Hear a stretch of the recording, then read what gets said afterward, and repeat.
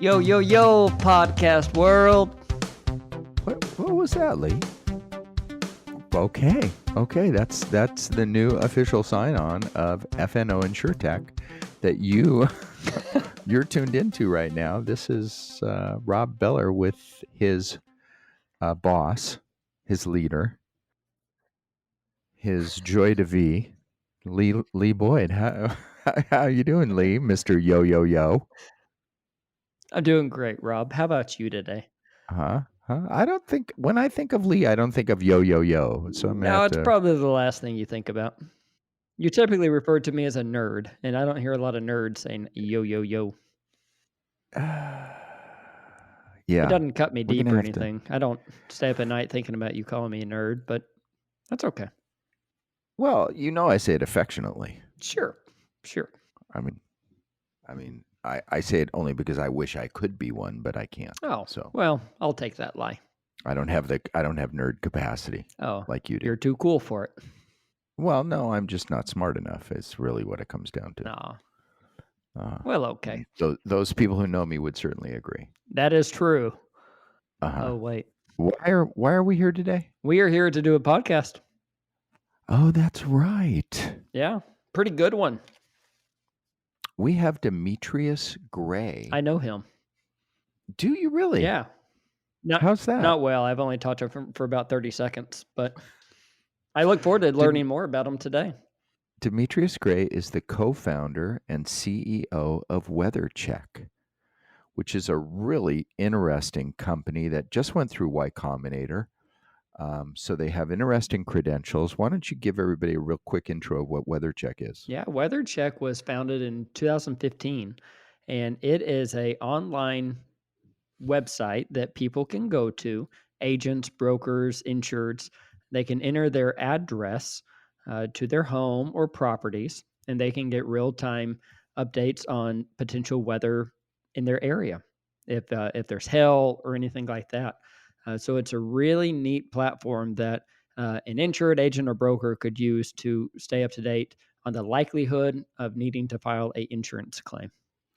And one of the interesting things about WeatherCheck is that they're focused in on roofs. Yeah. And we do, and roofs are very important to our business at 470, and a big part of what we do. And they're very important to the carriers that we work with as well, not to mention the insureds who live under them. Yeah. And so this is a play at making the whole business of roofs more efficient. And I think it's great to let everybody know that he is not a person who just came in and thought, let me do some weather. He has been in the roofing industry for years and years and years. He has been actually one of the roof salesmen for years. He's been in the Right. operations side. He's been around Right. insurance and roofs. So he brings not only data from weather, but he brings insurance related information into this company. Right. He's a roof guy. Yeah. Who's now a tech guy. Yeah. And an accountant by training, and just really smart. And so rather than jibber jabber like we were doing here, let's just get right into our episode with Demetrius Gray, CEO at WeatherCheck. Hey everybody, welcome to this week's edition, in which we have a very special guest, a young man from Kentucky, Mr. Demetrius Gray, the CEO and co-founder of WeatherCheck. How you doing, Demetrius? Man, I'm finer than frog hair. I had to throw a Kentucky reference out there. So. Yes. Is that a Kentucky reference? Not really, but It's kind of a Southern reference, isn't it? Yeah. Oh yeah. What is frog hair, anyways? I don't know. I would assume the hair of a frog. It's so fine you can't see it. I don't think there is such a thing as frog hair. Nope. No, I think that's the irony in it. Oh, is that what it is? Okay. Yeah. All right. I think. It's kind of like there's no such thing as us doing a good podcast. Exactly. Same. Yeah, it's like at the end when we say, that was a great podcast. That's irony. That's irony. Anyways, we're a little off topic here. Demetrius, you are with an InsureTech company that you co-founded, and you have a super interesting story, and we want to hear all about that today. And why don't we jump? Why don't we jump in and have you give us a minute or two, your elevator, etc., about WeatherCheck and what you guys are and what you guys do. Well, so WeatherCheck's a 2-year-old InsureTech early stage company, most recent alumni of Y Combinator Winter 19. And what WeatherCheck does is really simple. It measures hail damage for insurance agents and brokers, and basically tells them exactly when an insured should file a claim, or is at risk of having a potential loss for a particular hail event that might come through. The big challenge for agents and brokers is under the conventional way today. You call your agent or broker and say, "Hey, I think I have hail damage." Well, that agent or broker has no context as to whether or not you're right, wrong, or indifferent. But they also have a fiduciary responsibility to you to give you good advice. And so our application allows them to give you really, really great insight, almost in real time. I mean, there's only a few second delay for most storms. Uh, Oh, wow. and basically it's doing something even greater, which is making an assessment of whether or not your particular carrier is likely to pay for that specific type of damage, right? So you had 1 inch hail. State Farm's probably going to pass on that one, which is a really big deal because in these independent agencies, they're writing for so many different carriers. Sure. um, all damage or all claims are not created equal, and so giving the consumer a little bit more insight into how to be more savvy in terms of the product that they purchased. Wow. Wow. So you're saying that that report gives you the likelihood of a certain insurance carrier providing coverage based on hail size? That's right. So if the carrier or if the agent or broker has uploaded all of his book into the system, then we go back and do that legwork. Because in some of these cases, and I'll give you an example, we had a client who filed a claim with USAA, I believe, but then we didn't find out until later that she had a $4,000 deductible. Okay. Well, the truth is, you probably shouldn't have filed the claim. It took up more, like she didn't even get a check from USAA, which really had made her have a bad experience because she felt like she got nothing. And really, we implemented that feature so that we could basically give that insight early on, so that the insured doesn't feel like they're dejected from their, insurance experience, because these experiences don't happen often. And for the agent and broker, you're really trying to maintain a lower degree of churn within their book of business. Because what we found out is that, and our data science team has done a great job of this, is that people switch their insurance when after they have a severe weather event. Typically, they go looking, and so that's never good. Given that we know that people aren't buying more insurance these days, they're just switching carriers. Wow. Why don't you take us back a little bit, and then we'll jump into exactly what your product is. But what got you into this? Where did you start? Where did you come from? Yeah, so I'm a byproduct of the what's the '08 recession, right? So Yeah. I was a graduate of the University of Louisville, Cardinal, go Cards, um, and got an accounting degree and thought I was going to go to PwC or one of these big firms, and actually started out working at PNC Bank, and was having a great time. But then all the banks started to merge and fail and do all that sort of weird thing that they were doing, and I was like, I don't have much time for this. I'm going to move home to my small town and kind of hang out for a while. And that's where a friend called me and said, "Hey, I think you ought to come take a job selling roofs." And my first city that we went to was actually Independence, Missouri in 2011. Home of President Truman, I believe. Yeah. And so, a really great little town. It was actually my first interaction with pre tax income. Um, you got to think like back then, all I knew how to do was study. Um, did not know anything about construction. And so the way that I would sell roofs in the early days was I would actually just recite the manual that Certainty had given or that Owens Corning or GAF had given. And so it made me look really, competent. But I actually didn't know anything about how the roof went on really in real life. Um, but had some success there and eventually got into the operations and accounting side of Champion Roofing and basically helped grow their company from about $10 million annually to about 50 million. Wow. Um, Wow. and we did about 4,000 roofs a year. Wow. Uh, and that's really where we saw just this sort of, I saw this sort of recurring challenge. And be mindful that, like, at the same time, new technologies were being implemented into the space. So Eagle View was just now getting started. It's been around maybe like 3 years. I think we were customer number 10. Um, so Chris Barrow and Heidi Ellsworth. I remember like our whole team flying to Bothell, Washington to see their operation, Hmm. Yeah. which was like 80% wrong, I think, at that that particular point.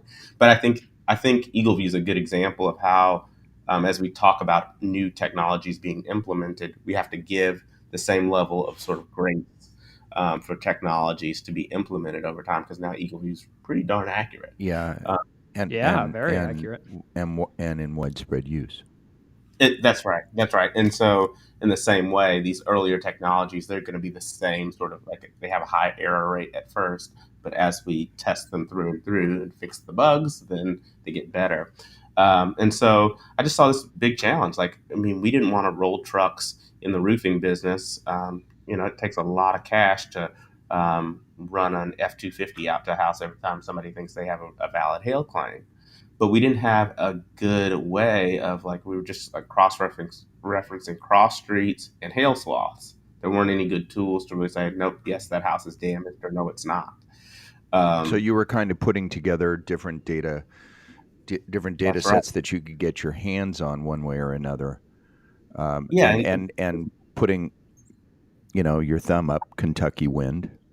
Little shout out that's to right. Kentucky there, Mhm. and just seeing if the probability was there. Yes. That's exactly right.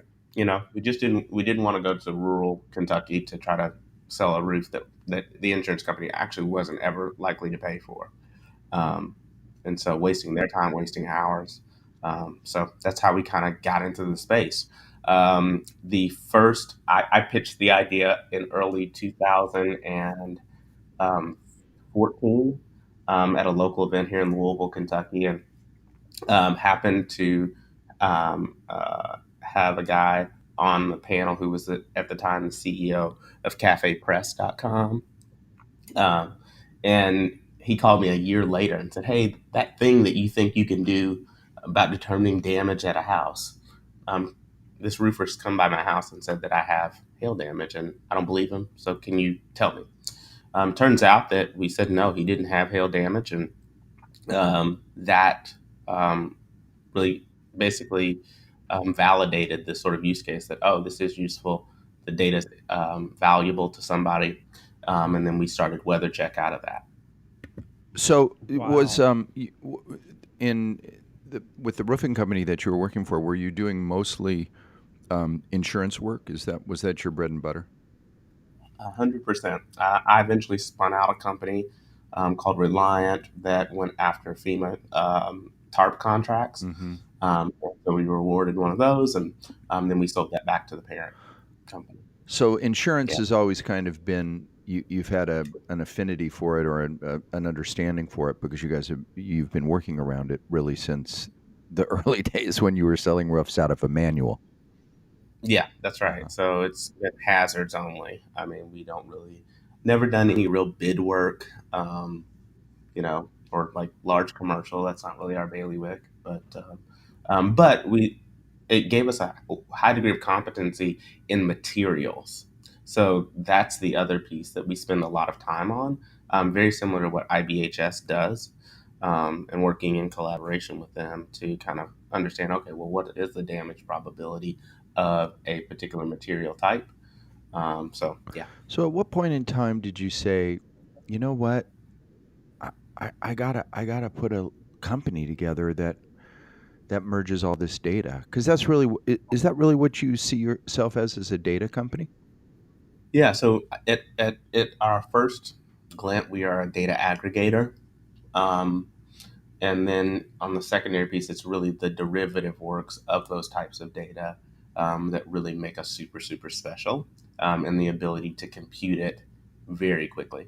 And so um, it was really the guy from Cafe Press's recommendation. Like once, like this guy had just had a company that was worth $100 million, and his sort of point of validation to say yes, that you got a thing here, you should pursue it, was the thing that really made us say, okay, let's start a company, let's kind of move forward.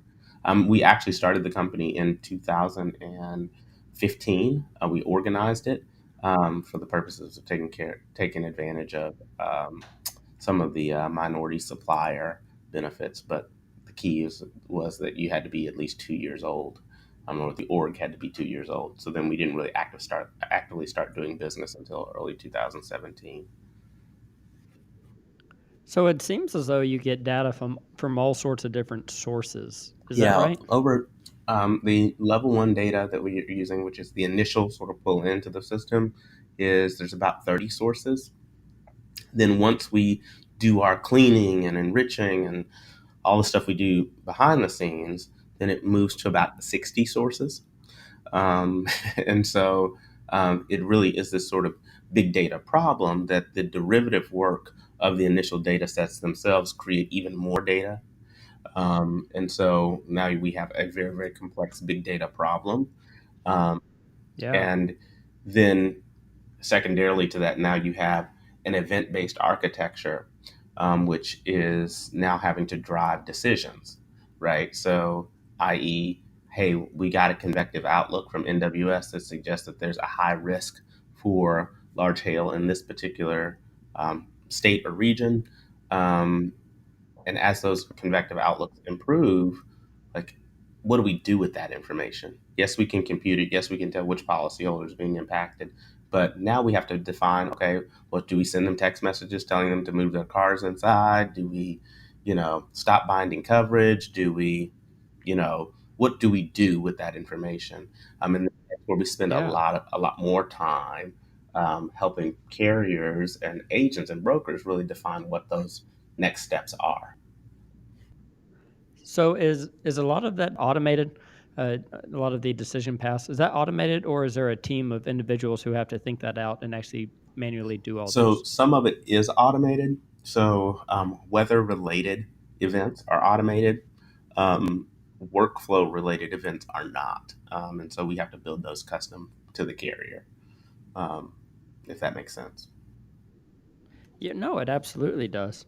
So who is your target market?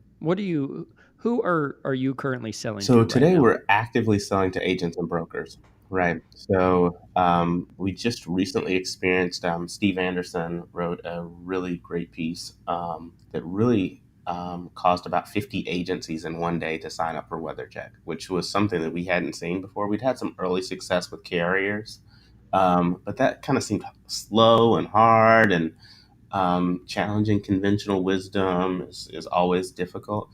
Um, and so we really started to pursue heavily agents and brokers to utilize this in their front office operations, right? So giving their account managers access to WeatherCheck at every single potential FNOL that they get. We're just about to release a tool that completes the statement of loss and accord form for them automatically with a click of a button. Okay. And Yeah. so, and then sends it directly to the carrier um, within whatever agency management system that they're using. So, So on that, is the goal that if I have a homeowner's claim, I think so. If I go home and I find that my next door neighbor has a roofing sign, let's say I've been on vacation, I come home, they have a roofing sign. I call up my agent and say, "Hey, I see that my neighbor's getting a roof. Should I file a claim?" Is the hope that the agent is going to use WeatherCheck to verify yes or no there's damage? Is that that's is that exactly the right. goal? And how successful is that so Well, far? right now we have about 14,000 unique searches every single month Oh, where people wow. are because actually WeatherCheck's the only place on the internet right now that you can search any address for free, and it Okay. returns that weather history or that hail history. And so, yes, the agent and broker are using that. And then the great thing is that then they can actually send a report directly to the insured. Hey, no, it doesn't look like we think you have hail damage to your house, um, but we can also send you this report to give you some justification behind why we believe that to be true. Uh, Yeah, because there's some insureds who are ready for that next hailstorm so they can get their roof done, but there are others who are not, that's right. right? They just, they don't want a hailstorm. They don't want to go through the hassle Yep. of a roof. And then there's, the majority of the public who just wants what's owed. If there is hail, replace the roof or repair it. If not, don't. So I think it could be successful on the agency side. Well, I think the agent is really doing all it can do to maintain the relationship with the consumer as best they can. And a catastrophic event or a mid-level loss like a hailstorm tends to disrupt that sort of equilibrium we have between the agent and the insured because now the roofer is on the street proselytizing, right? and Right.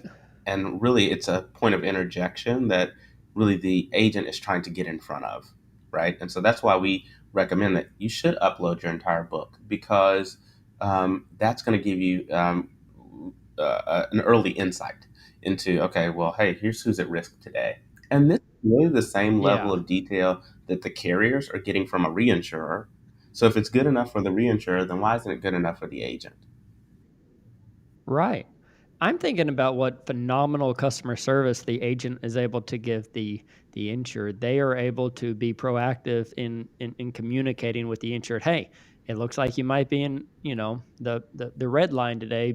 Be careful out there. Or hey, the storm came through last night. Uh, it was 1.5 inch hail. Would you like us to file a claim? What Well, great and that's service. that's sort of the next level stuff that we're talking about, like, Mm-hmm. um, because the only way, like, the data is available around whether or not a potential asset has had hail, or has it not. We can obviously get new drift swaths around, like, okay, well, it didn't actually hit this area. The first swath said this, and we can evolve those over time now, so that's not as much of an issue anymore. Um, but the bigger thing is that, like, wow, like, carriers are going to have to become more accustomed to this idea that they're going to have high loss ratios because the data is going to be more visible. And so the next step is going to Yeah. be, how do we manage cost in that environment, right? And the way that you're Right. going to be able to manage cost is by having event-based architecture in place where you can help people make decisions quickly and efficiently that don't cost you out the So behind. why would you have a carrier as a customer? How would they do business? A carrier do business with WeatherCheck? Well, so carriers are trying to answer the same sort of question internally, specifically as more carriers are trying to manage from the desk. Obviously, I think your listeners are probably familiar with this Sure. trend that, oh, we really, really don't want adjusters out in the field as much. And so, if we can enable most of that from the desk level, we want to. Well, the question is the same as that of an agent or broker. How do I know? Right. And so, that entire PIF or policy enforced book is uploaded. It's monitored in real time. What they're getting from the reinsurance company is not address specific. It's zip code level data, which doesn't give them enough insight into what's going on with a Sure. particular insured. And so that's the real enablement piece. So when you see, Liberty Mutual send SMS messages to folks who have auto insurance in a particular market that might have been impacted by hail, that those are the sort of use cases that we deploy within carriers. The other piece is in underwriting, right? So, and this is a trend that we've seen, is that now carriers are wanting to evaluate, okay, well, are we about to write a new policy up against an old loss, Right. right? So, like, hey, we can't tell in Clue or an ISO that there was a hail loss because there's no weather data there. Hmm. And so now what carriers are tending to do is they're tending to say, okay, let's compare the weather data up against the loss history. Yeah. So that you can see that there's a claim that's missing here. Like you had 3-inch hail, but you have no loss. Did you replace the roof on your own or what? You know? And so those are the sort of things that carriers come back to us. I think the other big piece has been moving away from forensic meteorology Hmm. and disputes. So because we can compute things so quickly, we can actually generate a forensic meteorology report um, in seconds, right? Yeah. Here's all the data. Here's what we know.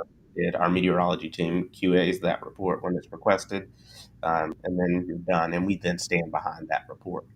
So Do you think that that WeatherCheck is disrupting something? people tell me that it is. I try not to go that direction. Yeah, well, there can be a negative connotation there, but let's set that aside for a second because I think it's let's just be honest and ask the important question: what is WeatherCheck disrupting? So we're making property casualty insurance in the home sector an asset. So just like you view your life insurance or your health insurance, you expect some payday from the actual policy. There are far too many consumers or insured who never see a direct benefit from their homeowner's insurance because they actually don't know what it covers, right? And so the instrument should really be utilized in a way that is an asset protection component and really enabling that to be the case. So I think that's what smart home devices are trying to do. That's what um, services like ours are attempting to do is really make this thing that people pay a ton for, that use very, Right. very seldom, a real mechanism for financial stability as they move throughout the course of their life.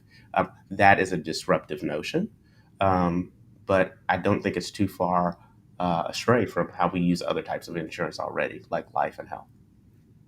I'm thinking about disruption. I'm all of a sudden I got a visual of your company a few years from now with how you could build this entire ecosystem surrounding weather, home, IoT devices, insurance. Oh man, you got a pretty cool future with this company. Do do do you think WeatherCheck will cause more claims to be filed?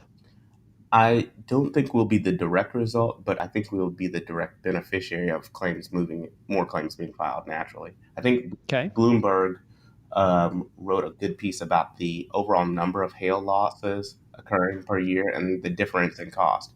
So the same number of hailstorms are happening, but they're becoming more expensive. And so they were trying to get to the understanding of why that is. And I'm like Bloomberg, I think missed it in my opinion, because they were like, oh, it's because of urban sprawl. And I'm like, no, it's because the roofing industry is hip to the game, Yeah, right? right. Sure. They send out an army of people into an affected area to find business. That's right. There's an army. Mhm, And unfortunately the insurance industry is not today tracking its number of goodwill payments that it's making to its insured. Right. So we've seen claims paid that we're like, you probably shouldn't pay that, but Yeah. but carriers are doing that, and I don't know how that does for our publicly traded entities out there who are that probably don't want people to know how many goodwill payments they're actually making toward their toward their insured, uh, Hmm. but I think that's a lot of it. And so the sort of disruption will come in like, yes, actuaries are going to have to redo their models for this higher loss ratio future. But the disruptive thing is that I do think that most consumers, or the best consumers, don't actually want to deal with the claims process. That's good Right. news, right? They really don't want to be involved in the rigmarole. They really just want to taken care of, which means that the carrier and the industry at large is going to see a lower combined ratio, right? Because we're going to be able to get the efficiencies of like, oh, well, GAF is issuing a material rebate of $6 per square. Well, why doesn't the carrier just buy the shingles? Yeah. Like that notion is becoming much more of a reality as we continue to move forward. Um, and really the consumer or the insured giving away that agency when they execute a new Well, policy. I'm just wondering, what is your thought on a insurance company actually coming out and doing the repairs or the replacement? They come out, they determine that there's hail damage, and they Direct say repair. direct Mhm. repair, either within their own force of employees or a contractor group. What is your thought on that? They shouldn't do it that way. Um, Okay. um, we've seen companies like Belfour and others be very successful in terms of the restoration process overall. Um, Now, the cost associated with some of those services is where I think um, we've got to get a better handle on. But I think that's just because they're using really antiquated methods. But they're really just genuinely not good at it normally. And so I'm not a big fan of managed repair programs that exist out there today. I really think the insured really wants to make most of the decisions, but they want support to do that, right? So, how do I know that I'm choosing the right contractor? How do I know that Hmm. my contractor's contract is compliant with my state law? Right. Those are the Hmm. questions that really need to be answered for the insured, not necessarily, hey, can you come fix all the stuff? I think about that, and I just had a hail loss at my home, and it is very difficult to determine which contractor is the best. Before the hailstorm, I knew of about three local Mhm. roofers. After the hailstorm, I determined that there's about 25 roofers who call themselves local who work in my neighborhood. And I am a trained professional claims person, and I had no clue how to start really making sure I'm talking to the right person. Do what? Sometimes I think that a direct repair may be nicer that my insurance company says, "Hey, I'm just going to come out and fix it." But then I also think, well, I don't get the um, availability, or I don't get the choice maybe on type of shingle. Maybe they're just going to come out and put exactly what's on there, and I want to upgrade and pay a little more. I don't know if I would lose that. But it's a very difficult process. A claim, like you said, it's very difficult. Yeah, I think what we want to try to do is keep the relationship to the carrier at arm's length, right? And so I think there's a series of services that go Why? um, because there's obviously some conflict that might exist between the person who's paying and the person who's completing the work. The theory being that the payer wants it to be as Just low as the payment to be as low as possible. That's right. And Okay. so there's a question of like just general transparency um, Hmm. in terms of that relationship, and I think that's specifically why regulators aren't very comfortable with the sort of steering relationships that exist. So like for the carriers that we've spoken to, they're just terrified of this notion of steering, right? But part of the argument that we've made to them is that part of the steering sort of theory is around the fact that you didn't tell the insured at the beginning that you were going to help them select, right? So when you new Right. coverage, like that's really the conversation that you need to be having when you're buying new coverage with an insured. Hey, we have this great program and it will do these things for you.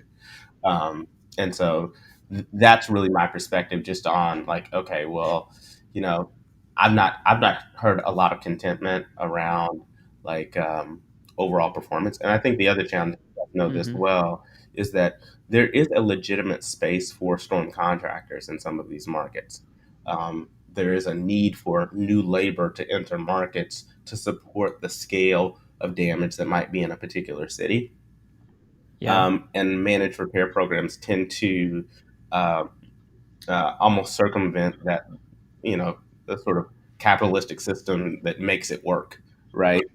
We had What we about? had a guest on a couple weeks ago from a major carrier, and he lives in Florida, and he was saying how um, because of the nature of the market in Florida, which as we all know is Mm, completely unique to the country, um, that if he agreed in his policy um, to using a managed repair network, if he should have a claim, that he agreed to use the carrier's managed repair network, they gave him a substantial discount, like a third, a substantial discount for agreeing that he would use their network, which I thought was a pretty aggressive um, idea by the carrier, right? Yeah. Um, so it's they're after it. Well, we always hear a lot about, we have the managed networks or, managed repair networks in the auto industry, but a car is a car. The fender for a Camry is the same for everything. And then we get told, well, but a home is so unique. But really, a roof is not that unique. A roof is a roof. You have the same crews installing the same roofs on every Mhm. house all around the neighborhood. A roof is a roof. You have certain material. So I wonder, could you not start going in that more managed repair network with roofing on homes and saying, just like you do with your auto, I have an auto claim. My insurance said, hey, you can go to one of these three companies, your choice, and they'll just send us the bill. I wonder if we could move that way on a roofing side. That's where we intend to go, right? So our approach just overall has been to move further and further down funnel uh, in Yeah. terms of the overall claims process, and that's the feedback that we're getting from agents, carriers, brokers, as well as insured. That like, okay, well, can you help me actually get it done? And I think a lot of the middle market carriers are looking for that sort of solution. Hey, can you help our insured move through this process more quickly? Because Yeah. it's just less liability all around, right? Like if you don't end up in a Well, yeah, I mean, there are so many stopping points in a claim. There's, having to find the contractor, having to pick out the roof, having to get your mortgage check endorsed, or your payment check endorsed by the mortgage company. There's so many stopping points that you almost need somebody there to hold your hand and help you along the way. And roofing claims are huge. yeah. They just have it makes up such a large amount of our volume of claims every year that I think there's a real need for that. What do you think Well, the well, possibility? let me, because Oh, go I ahead. just thought about this. You know, the other thing that is an opportunity is that there's a gap in overall coverage, right? So just as Yeah, we deal with like this sort of, and I don't think carriers recognize that they've created a secondary market for new insurance in this process. Because what have they done? They've created higher deductibles for hail-related losses. Right. right. Well, if you don't ever file the loss, then what's the likelihood that you're going to have a leak down the road? High. Yeah, And so now you need an insurance product for the deductible. It's the same thing that happened in auto when you have gap insurance, right? Like, Mm-hmm. and so I'm waiting on bated breath to see the first insurance company that says, "Hey, we'll insure the deductible Mm-hmm. Sure. yeah. on the losses." I'm sitting here doing the math on that one, trying to figure out how that would Um, work. But you're right. There's a whole nother market yeah, there. so I think that's a lot of people. I described the $4,000 deductible scenario. Um, I think that but I think it would be parametric in nature. Yes. Yeah, because really, whenever we get down to it, that's why people are not so much wanting a managed repair network because they're, a lot of people are hoping for a little bit of help on their deductible, maybe one way or another. And I think that's until we figure that out, we're always going to have the strain of people wanting to pick their own contractor so they can get the work done You as got it. needed. That's really where the core pain is that It every, is. I mean, that's the elephant in the room, but we might as well just come out and say it. It's because the deductibles are so if you had a $500 deductible like the olden days in Ohio, you don't have these kind of issues. But once you get a 2, 3, 10% deductible, you come up with yeah. these issues. We at 470 do a lot of business with lender place insurance, which is not something that um, everybody even knows about in our industry. There's many people. In fact, the first time we heard about it, we said, "What's that?" But you wrote a very interesting paper about it that I read, and so obviously you have a lot of background on it. Um, just real quickly, can you tell everybody what lender place insurance is and how WeatherCheck relates to that? So lender placed insurance is when a property is in either foreclosure or pre foreclosure. Um, and a bank needs to execute an insurance policy on the behalf of a defaulted mortgagee. And so they're buying coverage just in case the place burns down to the ground. Um, and you can read a lot online about LPI. In some cases, it's called forced placed Right. insurance Hazard. and hazard only. Interesting coverage. And actually, I think a better example of how claims should move forward in the future, um, because there's a sort of synergy between the bank, the carrier, and the um, hazard claims manager, whoever might be stepping in to kind of work through that process. The problem in that sector is that there's a ton of red tape around mortgage, which makes it not go very fast. But the sort of synergy between those three parties is really interesting. So how do you guys fit into as offering a service to a segment of the industry? How do you guys fit in there? So the exact same way we support carriers, right? So a mortgage company uploads their entire book of loans to us, and then we monitor those loans in real time. And so that's both performing and non-performing loans. And so what happens is there's a number of hazard claims managers throughout the country that they contract with, and we send lists back and forth between those companies and ourselves, telling them here's who we think is about to have a legitimate loss, because most mortgagees don't know that they have a contractual responsibility to actually file Right. a claim Right. under the guise of their policy. That's why the insurance is required in the first place. Mm-hmm. And so now a lot of mortgage companies are looking at it and saying, okay, well, we want to know when somebody has a severe loss, right? And this is all a byproduct of Hurricane Harvey, really. Mm-hmm. We struggled to get loans modified. The FHFA struggled because the big banks really couldn't substantiate what houses were damaged. And the result of that, how they fixed that problem, was actually physically to send teams of hundreds Sure. directly to Houston to look at every single property. Right.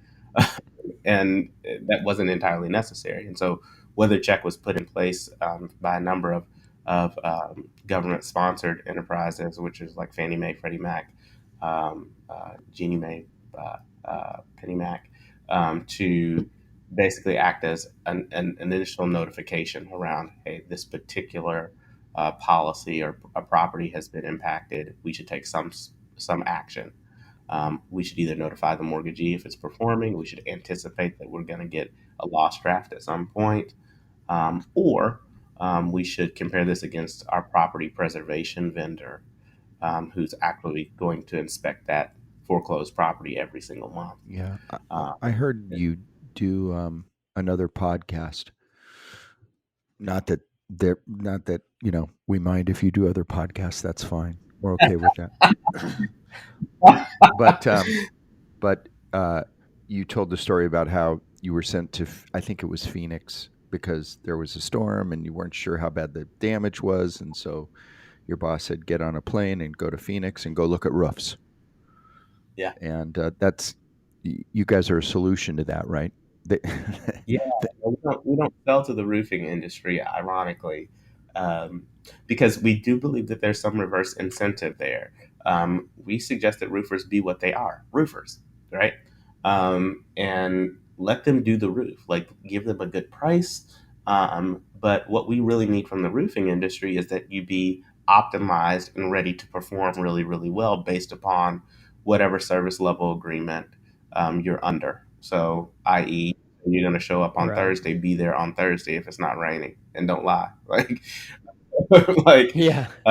that's really where I believe the roofing sector needs to do its work. But there's great companies like Roofer out there, who's also a YC company, um, who is Uh-huh. working to resolve that. I think they're available in Florida and maybe Texas. But those are really great companies that I think are trying to solve that particular problem, making sure that performance in terms of deliverables is on point. And then we really handle the sort of, okay, should you file, should you not file? But then there's still a place for, we're not circumventing what the insurance industry already does. So if the carrier wants to send an adjuster out to look at everything, then by all means do that. Because we just fundamentally realized that you can't upend their systems. But what you can do is you can Right. Uberfy their systems. You can work outside of them. So which for them becomes disruptive, because if I'm sitting outside of every system that you have and I never invite you in, then in the long run, why do I really? Why don't I just become the carrier? Yeah.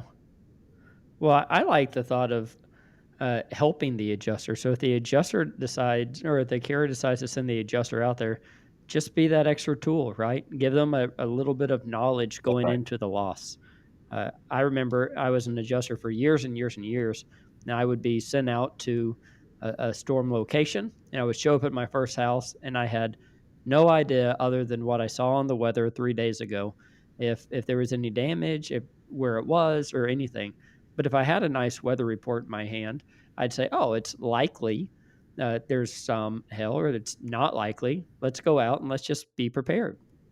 So I think that that's a Well, we great are way to we do are it. now attaching. So for all of the claims that are coming through an agent and broker's office, the weather report is actually going directly with the claim itself. Oh, that's nice. So that you should get that, because we really felt like we couldn't control where a particular adjusting firm was going to get which claim or whatever that might be. And so that's really kind of where we normally sit. I think one of the big things is like, if we're making a damage assessment and we're saying, yeah, we believe this asset's Mhm. damaged, it's actually taking into account the carrier's likelihood to pay that claim as well. Uh, Yeah, that part kinda blows my mind right there. Tell me about that. What are you doing with that? So what we do is we just take we started off by paying people for their loss data, right? So everything, if you had a scope of loss, we pay you $5 to give it to us, and that allowed us to build a data set for what the likelihood to pay was up against the weather events, Wow. right? So like all of that data is out there. Like the consumer's not prevented from giving it to us. You Yeah. want it $5? That's how we built the early data set. And so for I think 30 carriers, we have that initial um, data. So the top 30. That's pretty fascinating. I like that. Well, do you ever see a time in the future where a insurance company would be able to deny a claim using your reports? No.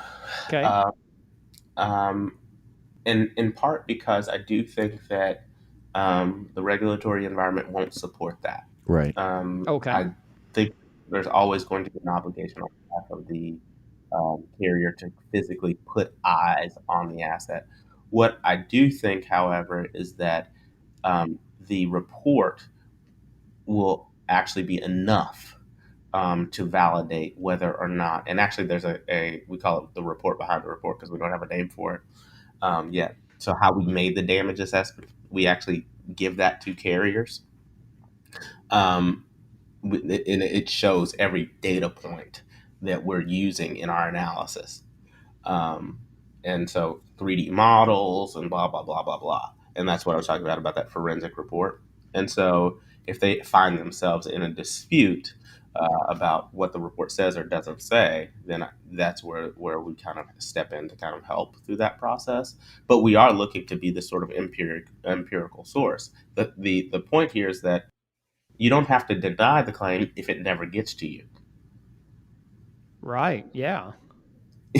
So if you give people some insight on the front end and let them make their own decision, then you could use your adjusting process to support whether or not you why you made that decision. You have some degree of insight, and then you kick those people out of your PIF, or whatever. But because the likelihood is that they're probably a bad customer who's searching for a new roof from their insurance. Yeah. Um, and so that's really how we typically think about it. What we've encouraged agents and brokers to do is like, hey, if you think you have a hail loss, because all of them have those claims pages on their websites, you can embed our search bar directly into your website, right? And so now the insured person has some degree of context. Oh yeah, WeatherCheck doesn't think it's damaged, so not gonna pursue it. Wow. I want to talk for a few minutes about accelerators, incubators, et cetera, because I know that you had a unique experience. You were in Y Combinator, isn't that correct? That's right. Okay, and I know that's a big deal for a tech company. Um, there's a lot of incubators, and we've had several or accelerators. We've had several on our show, and we have more coming up. Eh, Would you go through another one? Would you go through one that's more insurance specific? No, no, I wouldn't. But it's. I think startups need to be strategic about which accelerators they go to for what reason. And so, if you look at, we went to another accelerator. It was called the Erie Innovation District. We specifically went to Okay, that accelerator because it was in Erie, Pennsylvania, by Erie right. Insurance. Like it met a number of criteria or data points. Oh, if we get into this accelerator, then yes, we get $50,000, but Erie Insurance is right next door. The Right. executive team, their number Hmm. 9, 10, or 11, they fluctuate. And then that's going to give us an in to, obtaining them as a customer. And so that was our thesis. But Y Combinator is the Harvard of accelerators. And so, uh, Right. you know, from my perspective, there is only one. We applied 4 times, um, and got in the last time. And what's interesting is that I think YC, given the number of applications I think that they're getting from the insurance sector, I think is more inclined now to actually accept an InsureTech company, because truthfully, they don't know that much about the space. Right. They know it's a big market. They know that there's $630 million in premium written every single year, but the nuance between how it works or how it doesn't work is still very very opaque to them in some ways. But I think it's why they're investing in companies so aggressively. So you had Cameron MacArthur from AI Insurance. Like all of those guys are really trying to Roofer. do. Yeah, Roofer, like trying to work through this space. And I don't. I actually think Roofer is not heavily focused on the insurance claim sector, so that Right. direct bid sort of space. But that actually creates another opportunity, because if you can find contractors who are bidding under the scope of loss, then you can actually save a carrier in the long run, or under the RCV, I should say. We've we like for one example, we had Plug and Play on. Hmm. Uh, Very interesting group, very interesting organization, and we really enjoyed our time with them. Completely focused. They have a number of different verticals that they focus in, but one of them is InsureTech, and I can certainly see the value of of the accelerator that has an InsureTech focus or practice, because then they bring, because one of their jobs, right, is the matchmaker aspect, Yeah, and they can focus on bringing those specific kinds of companies that have InsureTech needs or desires or interest. yeah. It doesn't seem that difficult to me to get to the carriers. All right, so I think we talk to probably 10 to 15 carriers a week, and it's not that hard. I mean, I think if you're coming into the sector cold, that's the real hard part. Is that you really don't know the industry. You're just building some tech specifically because you think there's an opportunity. That's what's a little bit harder. And so getting up to speed. If I were in that position, then I would probably have gone to an InsureTech accelerator to get more knowledge. But coming from the space and having dealt with scopes and all of that, and adjusters and publics and all of that stuff, um, we didn't really need that level of insight. We kind of knew, okay, well, this carrier, we're not looking at captive agents, we're looking at independent agents, so on and so forth.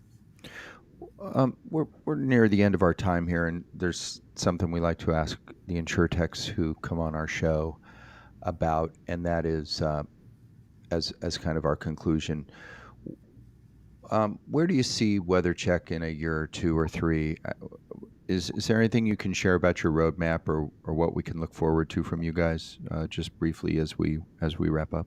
Well, we are rolling out a new upgraded version of the application called WeatherCheck Preferred for agents. So it gives agents the ability to enroll their insured. And we're building tools to basically help in that overall selection process. So, hey, what contractor should I use? Um, uh, we're vetting all of their relevant information. So this contractor doesn't have any open court cases and no liens and, all that good stuff.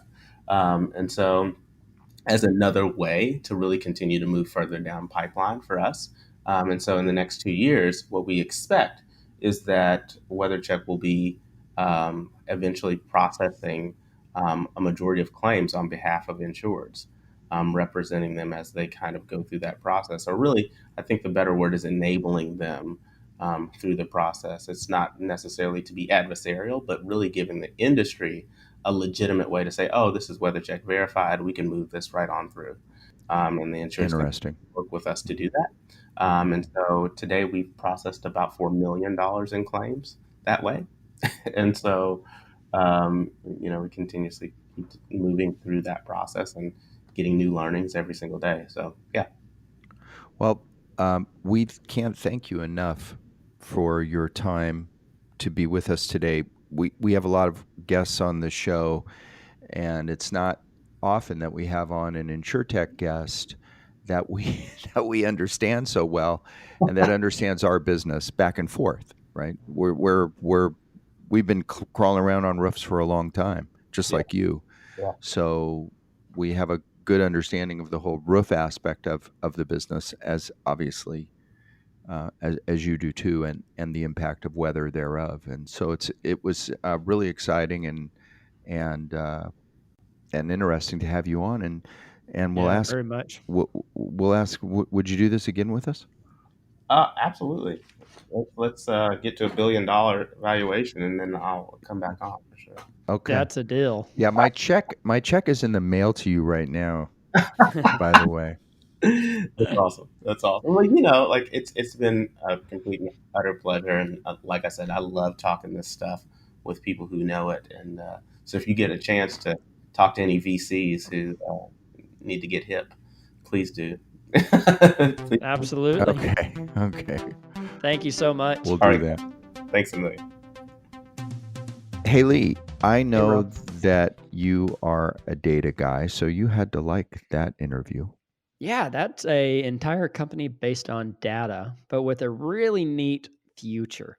Um, I didn't know that they started back in 2015, um, but it's really fascinating what they're going to be able to do with the data, what they are doing now, Yeah. and what they're going to be able to do. You know, uh, I'm not.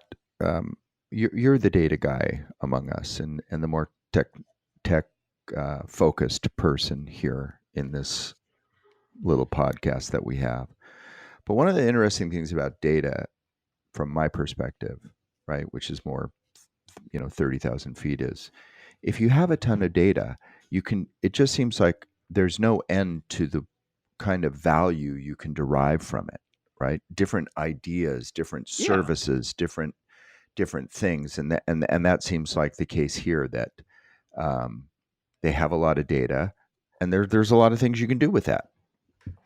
just a ton of data. You're right.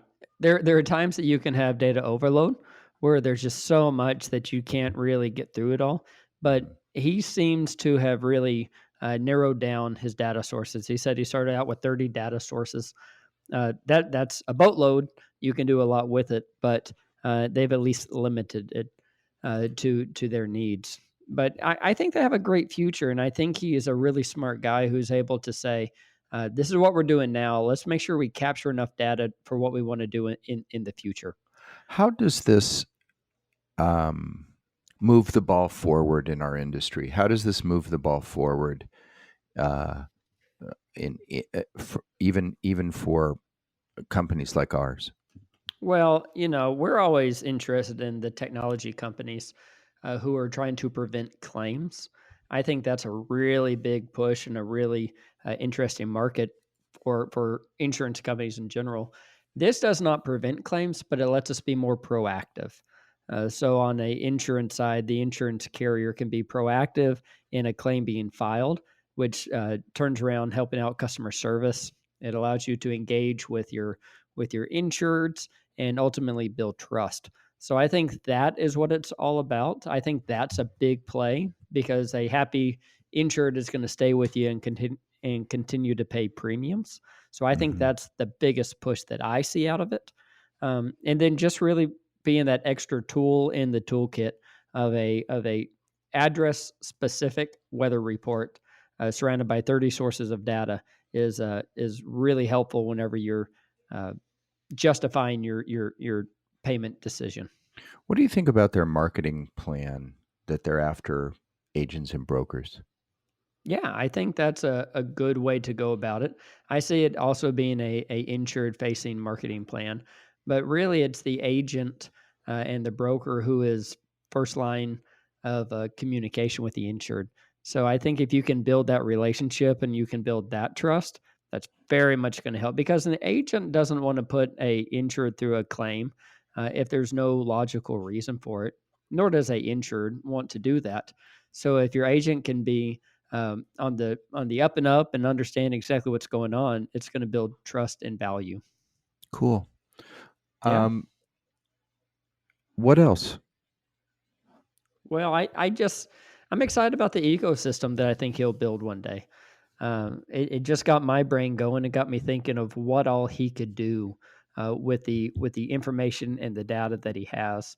Um, I just see it being uh, a future world of communication, of knowledge, and kind of a hub of insurance, or claims information, weather data, roofer data. I think there's a lot to it. I enjoyed talking to him about the roofing industry Mm-hmm. and kind of where it's been and what's going Mm-hmm. on there. There's a little bit of insight into that. It made me want to have some of our cat adjuster roofers on. I think our audience might be interested to hear their take on claims. What do they see? What's the good, bad, and ugly? Well, we're real grateful to Demetrius for being with us. Obviously, both Lee and I were very impressed with him and excited about the future of WeatherCheck. We appreciate you all being with us. We are not supported financially except by our own company. So, out of our own pockets, basically, we do this podcast. And we ask that you support us by subscribing to us on whatever one of your favorite platforms may be. Until next time, what do you say, Lee? Goodbye, everybody.